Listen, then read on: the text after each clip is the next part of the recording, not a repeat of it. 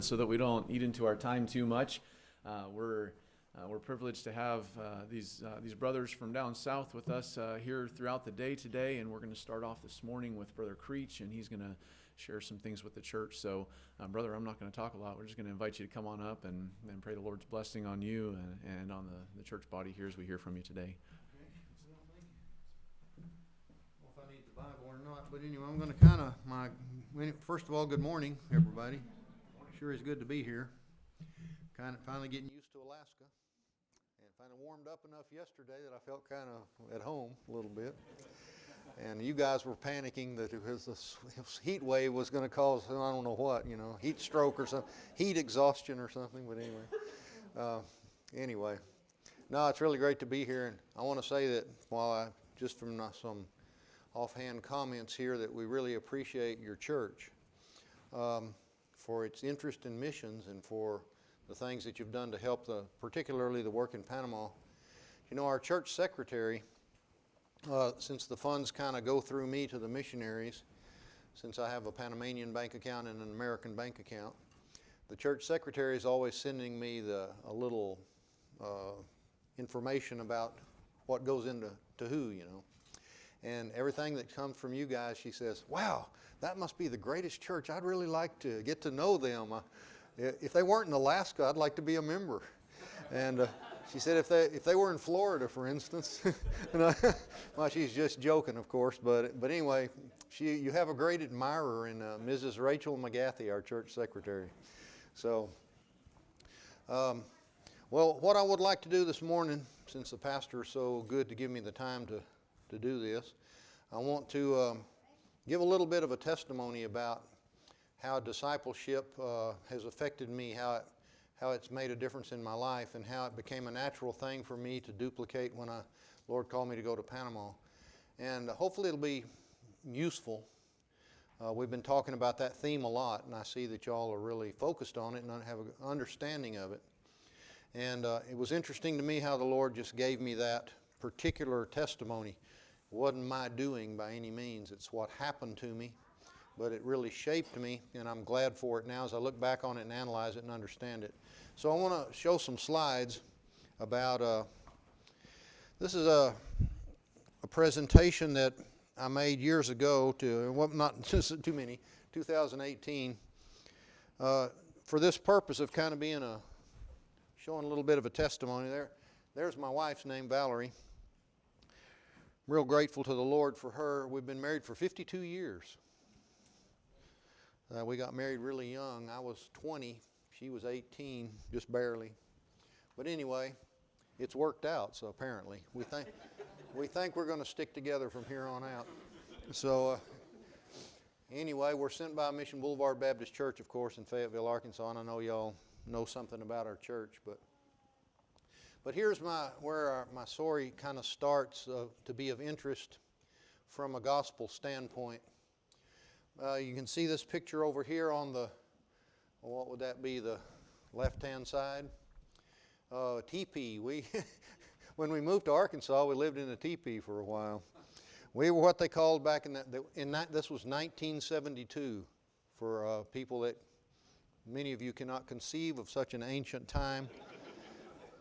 This was the past millennium.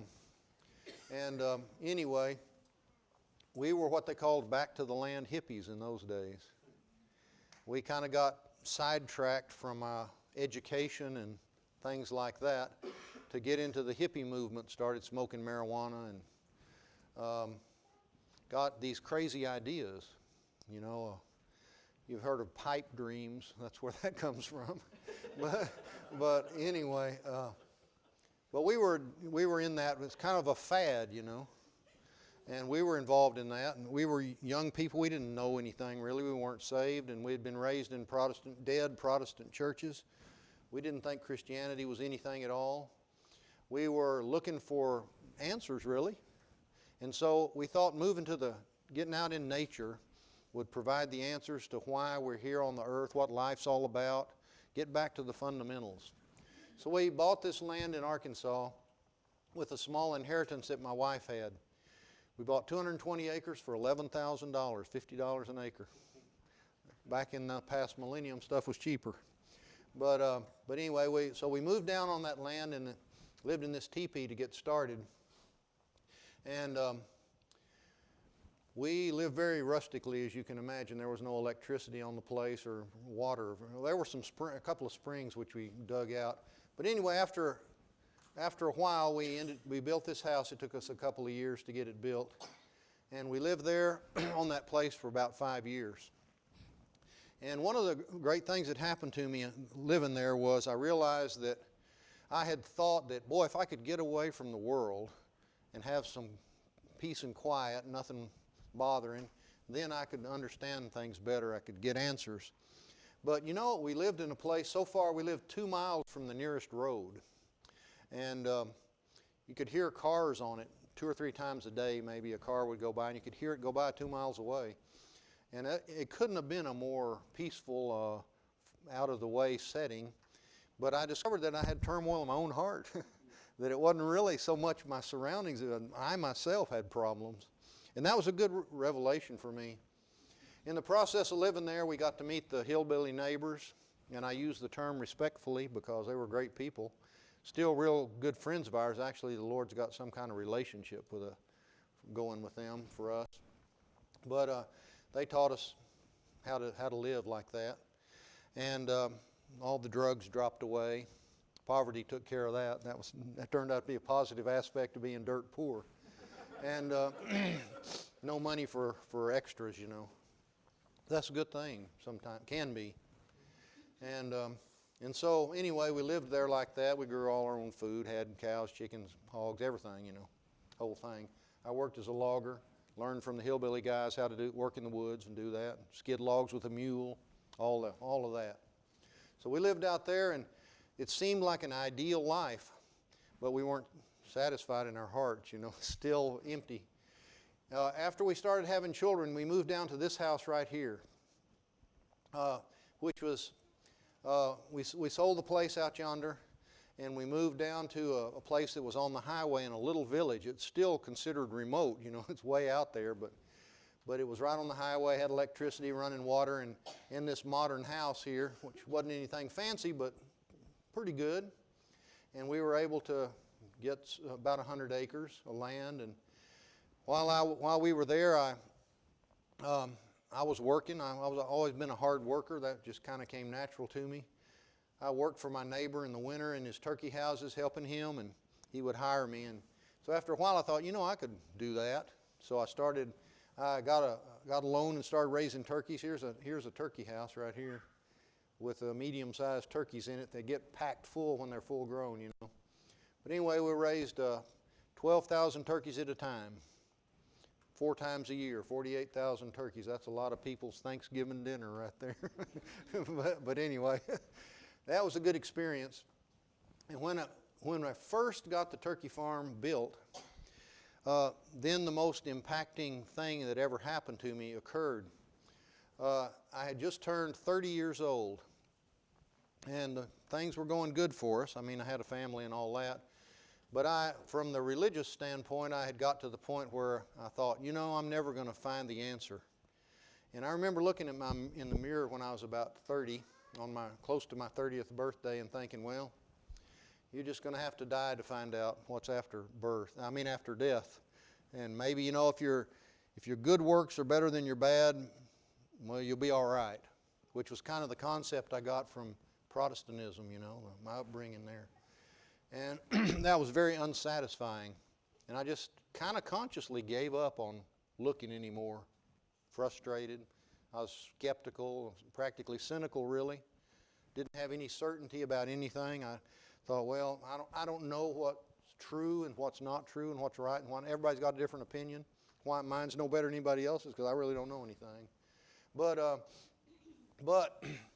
while we were living there at the turkey farm, in the year 1980, we heard the gospel.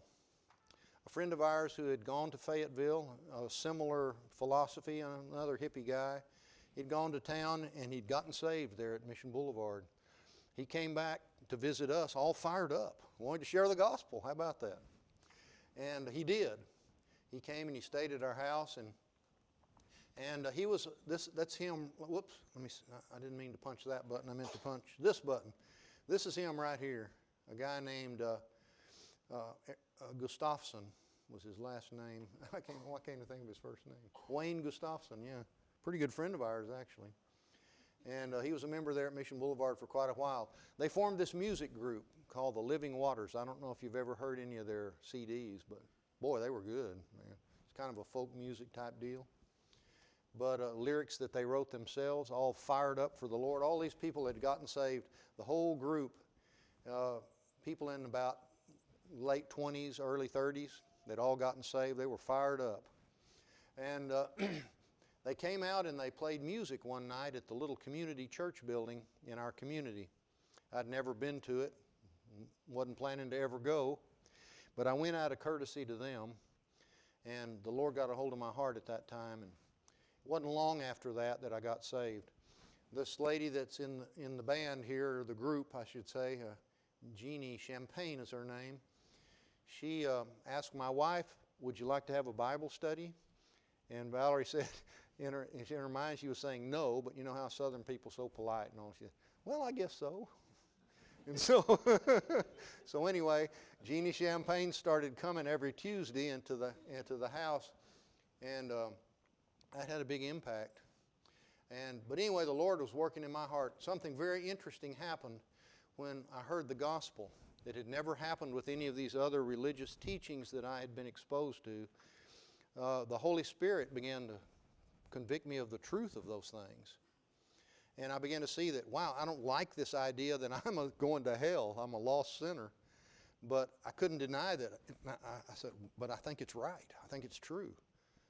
And I didn't like the idea that the Bible was the authoritative Word of God, like they said. But I thought, but you know, I think that's really right. And then the other thing that they told me, that Jesus is the only way. And I thought, in my mind, I thought that can't be right, because all these other religions, they have a different way. And isn't it God on the mountain, and you can get there any whichever trail goes up? And it was my thinking at the time, intellectually thinking that.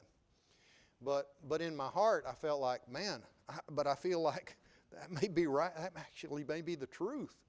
And so I was really under conviction. It didn't take me very long after Wayne Gustafson's visit and his talk with me, to explaining to me, and the exposure I was getting. I began reading the Bible. The Lord opened it up to me. Wow, first time that had ever happened. And I got saved shortly thereafter. So I was the first person to be saved out of a group of people that were our friends.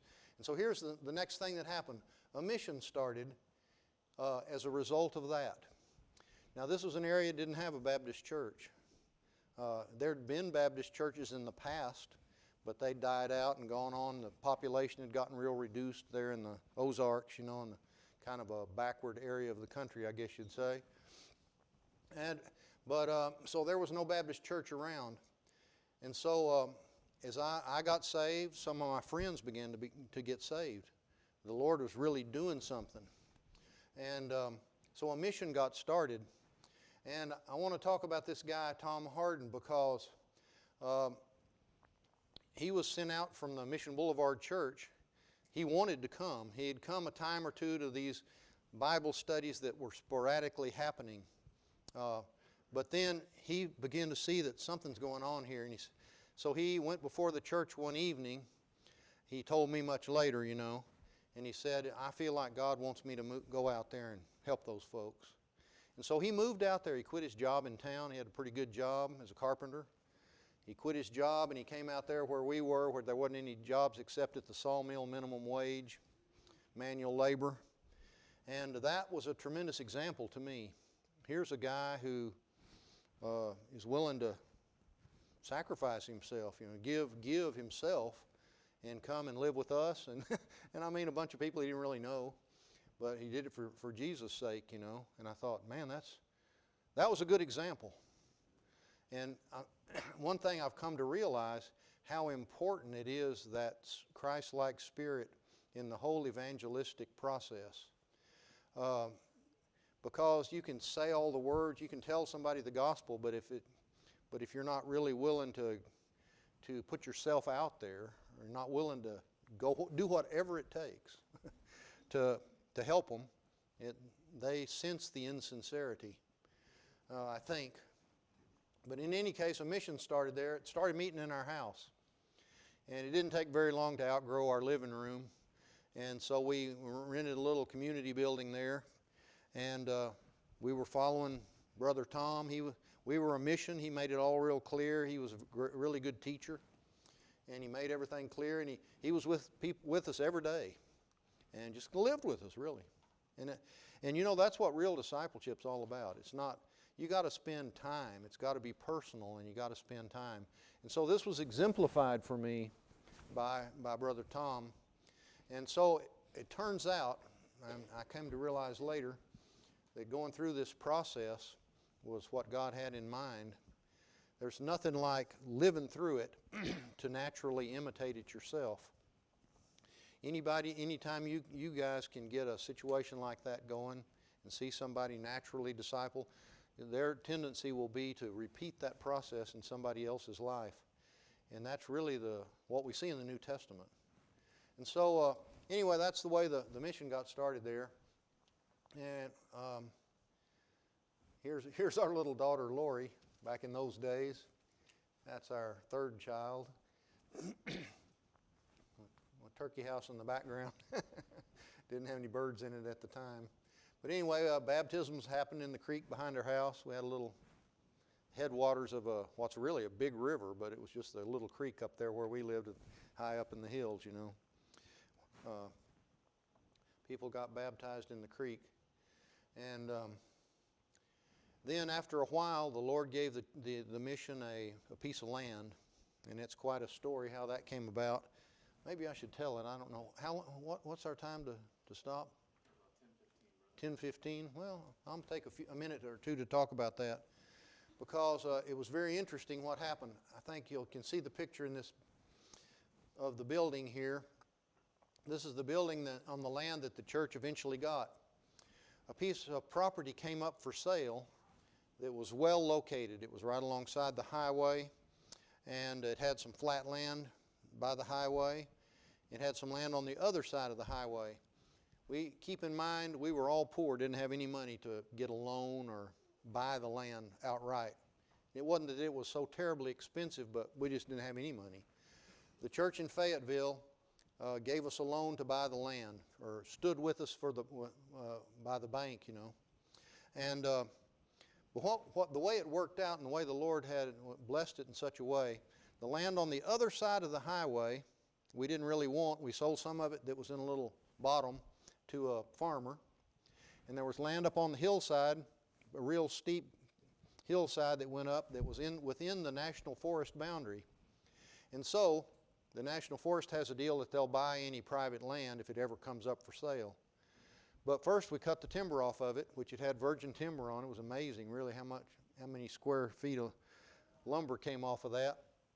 And we had made a deal with the sawmill man to cut up the siding for this. Siding for this building here is all this oak lumber, a full inch thick, sided with all solid oak lumber, real clear. I mean, primo. You'd never see anything like that, but that worked out. And then we sold that land, and it paid for the whole thing. And the church ended up with 17 acres free and clear, just for our efforts, you know, to sell it and to work it and so forth. And so we built this building, little by little, and owned it free and clear, and the Lord blessed in that. After this all happened in the first, in a 4.5-year period, things moved pretty fast. And at the end of that 4.5-year period, here's a picture of me getting ordained. October 5th of 1984, which coincidentally was the date that we ended up going to Panama several years later in 92, but I had no idea of that at the time. I figured I'd live there the rest of my life and pastor that little church maybe. We lived in this, here's another very interesting story. And this all serves to show that, God was in it. If you'll find out what God is doing and get right in the middle of it, things will happen like this that are just amazing and that really glorify God. But up the hill from the church, back this direction, up behind it, there was a piece of land that was on the county ownership map, said unknown, 7 acres. Unknown. I've never seen that on the county ownership map before, but there it was. So I went to the courthouse, checked into it, and we don't know anything about it, they said. We're not going to do anything about it. So I went and talked to a lawyer. He said, make a claim on it. 7 years, it can be ratified and it'll be yours. Start paying taxes on it. So I did. 7 years later, sure enough, I got the title to it. And so in the meantime, I lived on it. I couldn't get a loan to build a house because I didn't have title to the property. So I bought this trailer house right here. Whoops, here we go. I'm going to keep punching the wrong button. But I bought this double-wide trailer house, and we moved it up there, and we lived in it for the 7 years that we were there, which turned out to be all the time the Lord had for me in that place. I pastored the church for 6.5 years, as you can see up here in the words, but in that period of time we lived there in this place, and it was great. Our family really enjoyed it a lot. And when I was finally called away as a missionary, during this time, one of the missionaries that our church supported was Milton Martin, who was a missionary in Mexico. A lot of people know him. The Lord used him in a tremendous way in the lives of a lot of people. But I made a trip down to Mexico with him in 1986, right at Christmas time, a couple of years after I'd been pastoring there. And the Lord got a hold of my heart about it. Because I'd learned to speak Spanish as a young person in West Texas.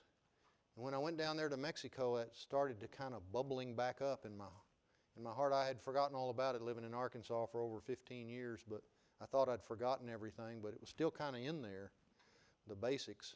And I understood what was going on quite a bit and everything. And boy, it made an impact on me.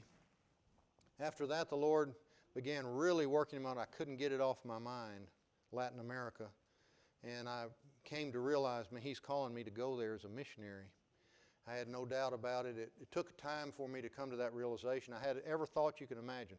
I thought, well, this is just some midlife crisis. Here I was, like 38 years old, about to be 40, and I thought, well, maybe this is my last, like a psychological last stab in having an adventure or something. I didn't want to be called away. I thought, maybe it's a satanic trick to get me to quit being the pastor here and just abandon this and go off on some wild goose chase. But after a while, the Lord made it clear to me, no, that's not what it is at all. I want you to go. And so when that became clear, I wanted to obey the Lord, I really did. So I did, and surrendered to go as a missionary. That's what it used to look like. Anyway, you can kind of see the difference now, the effects of time. But anyway, sorry about that. That's an inevitable process. Well, I can't think of any better way I could have spent my life, frankly. I'm really glad. That's why, after doing a deputation for 1.5 years, we sold I determined that I was not going to leave the congregation there at White River. It's called White River Baptist Church. And I wasn't going to leave them without a pastor. And I told the Lord, he's supposed to be telling me, but he must have put it on my heart. It pleased him, I believe, that I wouldn't do that I wouldn't just abandon them. And I said, I'm waiting here. I'll go whenever there's another fellow to take the pastorate here. And sure enough, a man came along. It took 13 months after I had declared my intention to go as a missionary, and the church was all behind me. And they understood when I announced to them that, well, the Lord's called me to be a missionary in Latin America. He said, oh, we knew that. So I thought, well, that's a good confirmation. That's a real blessing. Let me tell you something. It's another thing I learned right at that time that became more and more clear to me over the years. It's very important for a man who's called into some particular ministry to be sure that it's God who's calling him to do it. Because when the going gets rough and the pressure gets on, which it will, if you don't have that certainty, you see people that back out of ministries, that abandon them and so forth. I think that must be one of the main reasons, because they don't have that certainty that God really wanted them to be there. When you have that certainty, you can stay with it through thick or thin. And that's helped me a whole lot. I was absolutely positive that's what the Lord wanted in my life. And so we ended up going to Panama in October of 1992. We landed there on the 5th of October, which I didn't really plan it to coincide with my ordination date, but later on I realized, wow, that's the same day I got ordained. Just a coincidence, I suppose, really. But anyway, there's Panama. I wasn't going to talk too much about it, but I will. I'll take advantage of the fact that I got a few more minutes to talk about Panama a little bit and some of the first things that happened there. You know, Panama, everybody thinks it runs north and south, but as you can see here, it runs east and west. Central Mexico comes down from the southern United States, and then Central America kind of turns like that. If you'll ever look at a map, you'll notice it. And then there's the South America's way over to the east. But Panama is a centrally located country and really a strategic spot in the world because of the Panama Canal, which is located in this little skinny strip right here. That's only 50 miles wide. And it just happens to be the low point in the mountains. And so it was possible to build a canal that joined the two oceans, the Atlantic and the Pacific Ocean. And that's, I would have to call it Panama's destiny, really, which God, who designed the world, knew all of this ahead of time. But it's because of it, Panama is a strategic location. Even the Spaniards who colonized it recognized that. And it's set the tone and the personality for the country. Always been a country of people moving through it a lot, all kinds of people. The people that live there, trading with different nations, and they're pretty sophisticated and cosmopolitan, I guess you'd say, used to dealing with lots of different cultures and people in this particular area right here. When you get away from the city, you get out into areas that have this region right over here, which is inhabited by two Indian tribes, the Buglares and the Guaymis, or the Golves, however you want to say it. There's another big Indian, wrong button again. Another big Indian region right over here, inhabited by two tribes, the Embera and the Wunan, and they're the ones that are more like the Indians in the Amazon or South America, the ones that don't wear very many clothes, you know. But they're in this area right here. And the main populated part of the country is this, which is kind of a lowland, relatively dry. There's a mountain range that runs down the whole middle of the country, gets low here and picks back up. And on the north side of it, that is to say this side over here, it rains torrentially, and it's very undeveloped really on that side. There's a lot of small villages, but there's hardly any roads, and people travel by boat mostly. And there's another Indian tribe that lives in this archipelago, archipelago of San Blas, the Cuna Indians. Guna now they call themselves. And they're a numerous tribe, pretty civilized, pretty sophisticated folks, educated. And but anyway, that's the main geographic features of the country. Culturally, the country, of course, was colonized by the Spaniards starting in the 1500s, early 1500s. And so Roman Catholicism immediately became the dominant religion imposed on everybody. It's run its course, and people are kind of fed up with it. And when we went to Panama in '92, I looked at all the statistics and everything, 85% Catholic. But recently when the Pope came, a few years ago, ¿cuántos años? Only 4 years ago, the Pope made a trip to Panama that was really talked up big time, and the Catholics wanted the Panamanian government to pay for his trip. He charges $40 million to come to a country. And the Panamanian legislature said, wait a minute, we're not all Catholics. We're not going to pay for that. And so they made a survey. How many are really Catholics? And how many want that? It turns out only 65% of the population now is Catholic, so it's gone down. That's what the survey showed. So that's pretty neat. It's declining. People have seen that they're just tired of it being empty. The three big influences have caused Latin America to really prosper from a gospel standpoint.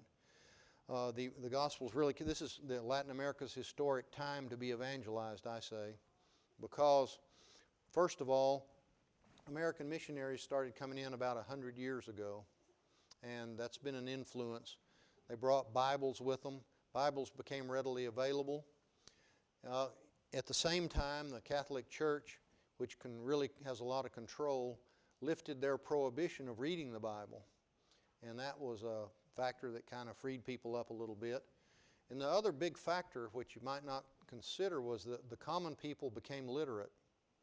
And in Catholic-dominated countries, it's often the case that the upper class is educated and the lower class is kept ignorant. And that was the case in a lot of places in Latin America. But with the push to make everyone literate, all of a sudden everybody could read within a generation. And so now here's a population that can read, here's the Bible, and the result has been a lot of people coming to know Christ, and a lot of people, eyes getting opened up. And the effects are going to continue, I trust. And so it's been really great to be able to be a little part of injecting truth into that society. So, but anyway, Panama, like I say, it's a strategically located place because, first of all, it's between the two oceans, Atlantic and Pacific. It's also between the two continents, really. And geographically, it belongs to Central America, but historically, it belongs to Colombia because it was was a province of Colombia when the Spanish colonies revolted against Spain and liberated themselves. And culturally, it has more connection with the Caribbean area, these islands, Cuba, Puerto Rico, all that, and all the coastal places that are along the Caribbean all share kind of a common culture. A lot of black people that had been enslaved and lived in these places, they're all liberated now. And it's no problem, of course, But so Panama is also called a melting pot. Crisol de razas, they call it I can't think of the word. The thing you mix the herbs in, grind it up. What's that called? Mortar and pestle, yeah. Crucible. Crucible of races, that's it, is the way they call it in Spanish. Because there's a racial mixture of all kinds of people there. There's the Indians, there's the Spanish, the European type folks, there's the black people, the ones who have a mixture of everything that are a whole big part of the population.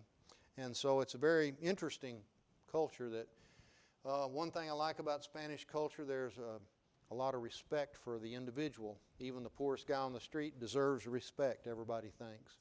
And so that really facilitates evangelism quite a bit. Because with that respectful attitude towards other people, you come up to somebody and they don't just immediately rush, get out of here. They'll listen to you politely, see what you have to say. So pretty good situation. So that's Panama in a nutshell. Somebody might have questions, I don't know. But anyway, when we arrived in Panama, this is after a few years of being there actually. But our little boy, you can tell by him, he was 9 months old when we arrived. So there he is, like 5? I don't know. He was a big kid, but anyway, something like that. The Lord gave us a place. Amazing how the Lord's provision works. When we went there, we had the idea of starting a correspondence school, which we did immediately. And soon we had thousands of students, and we were needing more booklets and trying to buy these booklets, and I having them shipped in from Guatemala, and man, it was really hard and expensive. And I began praying, Lord, what am I going to do? I've got an obligation to these people that want to keep on going in this. I've got to supply. I've promised that I'd supply them.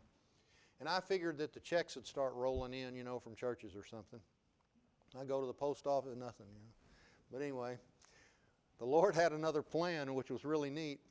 A guy who'd been an American missionary in the Canal Zone area was called by his mission board to go off to Japan. And he called me up and he said, would you be willing to take over this American military church for about a year until they close the base and it fades out? And I said, no, man, I came here to work with the Spanish-speaking people. He said, well, would you at least pray about it? I said, okay, I'll go pray right now. So I thought, I'll get this done. So I hung up with him, went off, got on my knees. The Lord said, that's where I want you to be. Go there. That's why I had him call you, So I called him right back and said, man, I was wrong. I'm sorry. I'll take it, And so we went there, and it turned out to be a magnificent provision. There was a big church building. I don't know if I've got pictures of it here. Yes, there it is, right there. The church building. At the side of it was a pastor's house, pastoral building, whatever you call it. And so we lived there rent-free. Suddenly we weren't paying rent. And that freed up quite a bit of funds. Immediately solved my financial problems. Turned out that the church building, which was quite large, it had a bottom story. We set up a print shop down there and got printing equipment, began printing our own studies, saved a huge amount of money, and was very efficient. Also a place for people to work in a discipleship context, because they could call the folks that wanted to participate, saw what was going on and wanted to help, had some actual work they could just put their hands on. And it was really great. So that was a tremendous provision for us. And we lived there for 14 years in that place. Finally, the Canal Commission took it because they were making an expansion of the Panama Canal. And it's now underwater, actually, but where we were as part of the holding tanks for the big ships going through.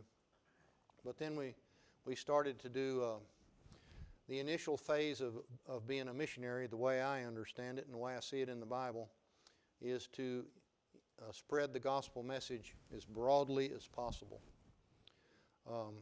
Try to reach everybody. That's what Jesus did. He went all over the area that he was charged with, Israel, the lost sheep of Israel.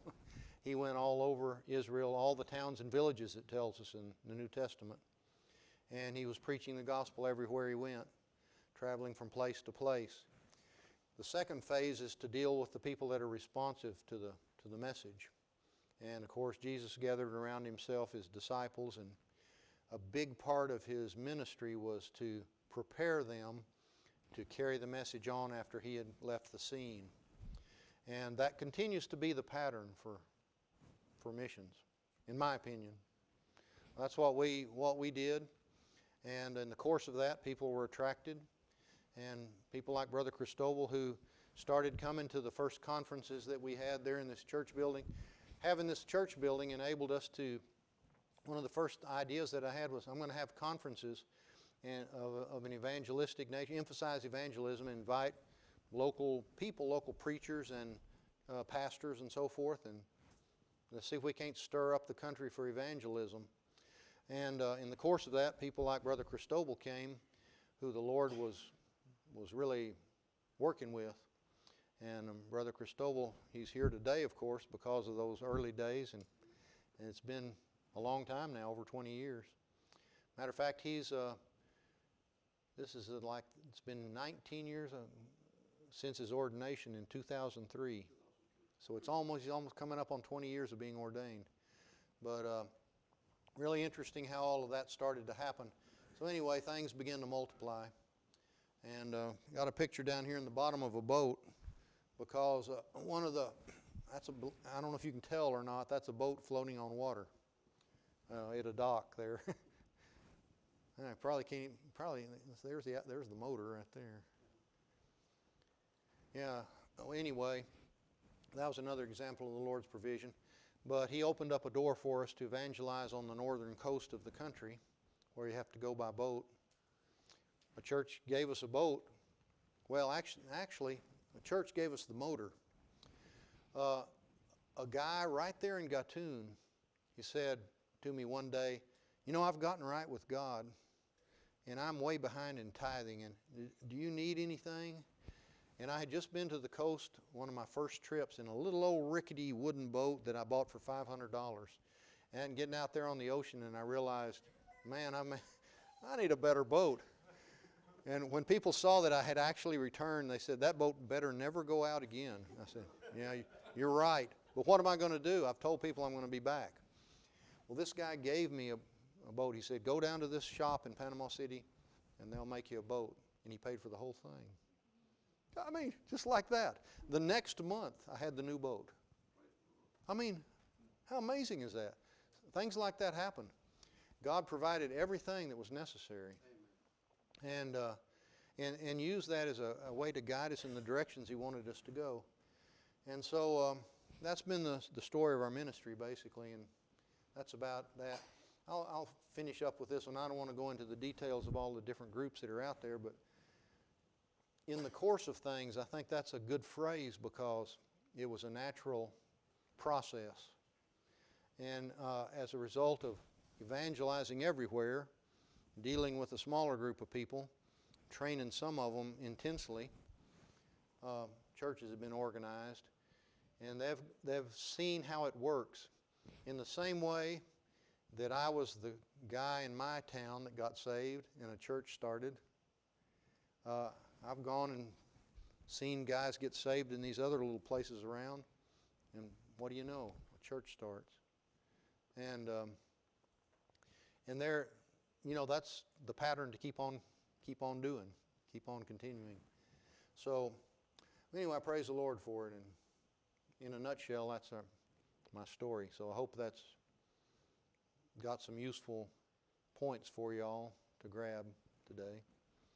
That's about it, I think. Amen. All right. Well, thank you so much, brother. Blesses your heart as much as it has mine to be able to hear testimony and see the way that God works in people's lives of all times, all places, in the same way, you know, through different circumstances, but in the same way to save them. And we don't get to have missionaries come up here very often to visit with us, and particularly veteran missionaries that the Lord has used for many decades. And so take full advantage if you haven't already. Pick his mind, and it's a blessing to be able to gain from the wisdom and the experience of this fellow. So thank you, brother, and we look forward to continuing to share the time together with these men as the day goes on. We'll go ahead and be dismissed here in a word of prayer, and then gather back in here in about 15 minutes for round 2 today. All right. Father, we thank you